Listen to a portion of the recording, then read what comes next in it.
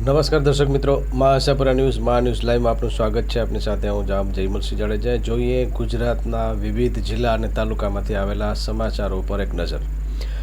વાંકાનેર તાલુકાના ઝાલેડા ગામની સીમમાંથી સ્કોર્પિયો કારમાંથી દેશી દારૂ લીટર 650 તથા સ્કોર્પિયો કાર સહિત કુલ ટોટલ કિંમત ₹2,80,000નો મુદ્દામાલ પકડી પાડી ગણનાપાત્ર કેસ શોધી કાઢતી વાંકાનેર તાલુકા પોલીસ ટીમ।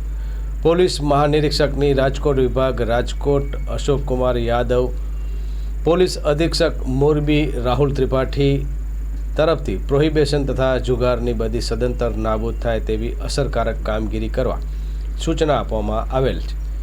જે અન્વયે નાયબ પોલીસ અધિક્ષક વાંકાનેર વિભાગના S.H. સારડાના માર્ગદર્શન તથા વાંકાનેર તાલુકા પોલીસ સ્ટાફના પ્રયત્નશીલ પ્રયાસ દરમિયાન લોકરક્ષક શક્તિસિંહ પરમારને ખાનગી વાત રહે હકીકત આધારે વાંકાનેર બાઉન્ડ્રી નજીકથી દેશી દારૂ ભરેલ સ્કોર્પિયો કાર નીકળતા જેને રોકવાનો પ્રયાસ કરતા કારના ચાલકે પોતાની કાર ઊભી નહીં રાખતા પીછો કરતા ઝાલેડા ગામની સીમમાં કાર ચાલકનો પોલીસની હાજરીમાં પામી જઈ કાર રજિસ્ટર નંબર GJ3CA 0747 વાળી ટોટલ કિંમત ₹1,50,000 રેઢી મૂકી નાસી ગયેલ અને કારમાંથી દેશી દારૂ લીટર 650 ટોટલ કિંમત ₹1,30,000 આમ કુલ ટોટલ કિંમત ₹2,80,000નો મુદ્દામાલ મળી આવતા નાસી જનાર કાર ચાલક વિરુદ્ધ પ્રોહિબિશન એક્ટ મુજબનો ગુનો રજીસ્ટ્રેશન કરાવી દેશી દારૂના જથ્થાની હેરાફેરી કરનાર વાહન ચાલકને શોધી કાઢવા